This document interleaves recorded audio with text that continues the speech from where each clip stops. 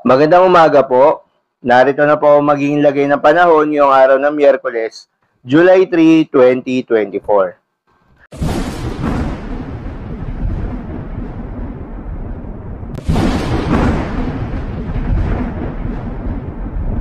Sa kasalukuyan na tayo sa pag-asa, itong Intertropical Convergence Zone o ITCZ o yung salubungan ng hangin galing sa Southern at Northern Hemisphere ay nakakaapekto sa may Southern Mindanao at Palawan. Kaya naman nasaan yung maulap na kalangitan na may kalat-kalat na mga pagulan at pagkidlat pagkulog. Habang easterlies o yung mainit na hangin galing sa karagatang Pasipiko ang nakakaapekto naman sa may Luzon at Visayas, particular na sa may eastern section.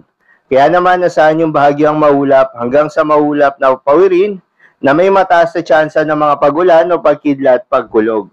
At sa nalalabing bahagi naman ng ating bansa kasama ng Metro Manila, asahan rin yung bahagyang maulap hanggang sa maulap na pawirin na may mataas na tsansa rin ng mga localized thunderstorms lalo na sa hapon at sa gabi.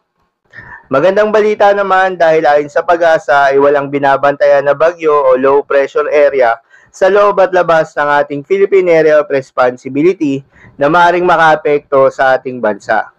Para naman sa lagay ng panahon ngayong araw ng Miyerkules dito sa Luzon, asahan sa malaking bahagi ng Luzon ang bahagyang maulap hanggang sa maulap na papawirin, pero sa umaga pa lamang may tsansa na ng mga kaulapan at mga pagulan sa may eastern section ng Luzon, particular na sa may Cagayan Valley, Aurora, Quezon at Bicol region na dulot ng easterlies. Habang sa nalalabing bahagi ng Luzon, asahan naman yung bahagyang maulap hanggang sa maulap na pawirin sa hapon hanggang sa gabi na may mataas na tsansa ng mga localized thunderstorms. Para naman sa Palawan at malaking bahagi ng Visayas, ay asahan rin yung bahagyang maulap hanggang sa maulap na papawirin na may mataas na tsansa ng mga pagulan o pagkidlat pagkulog. Para naman sa Mindanao, asahan naman yung maulap na kalangitan na may kalat-kalat na mga pagulan at pagkidlat pagkulog sa may Southern Mindanao. Particular na sa may Zamboanga City, Basilan, Sulu, Tawi-Tawi, Sarangani at Sultan Kudarat na dulot yan ng Intertropical Convergence Zone o ITCZ. Sa nalalabing bahagi naman ng Mindanao, asahan yung mainit at malinsangan na panahon sa tanghali, ngunit pagsapit ng hapon hanggang gabi, asahan naman yung mataas na tsansa ng mga localized thunderstorms. Madalas nabobuo ang mga thunderstorms sa ito tuwing hapon o gabi na maaaring magtagal ng 1 hanggang 2 oras. Ingat sa mga posibleng pagbaha o pagguho ng lupa during severe thunderstorms. Ugaliin rin na magdala ng payong pananggalang sa mainit na araw at posibleng pag-ulan sa hapon o sa gabi.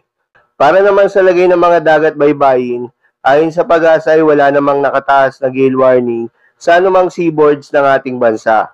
Kaya naman malayang makakapamalaot yung mga kababayan nating mangingisda at yung may mga maliliit na sasakyang pandagat. Asahan ang banayad hanggang sa katamtaman ng mga pag-alon. Ngunit iba yung pag-iingat pa rin lalo na kung meron tayong offshore thunderstorm activity. Asahan pa rin yung mga tsansa ng malalakas na hangin at kaakibat nito ang bahagyang pagtaas ng mga alon. So yun lamang po para sa lagay ng panahon ngayong araw ng Miyerkules. Keep safe everyone.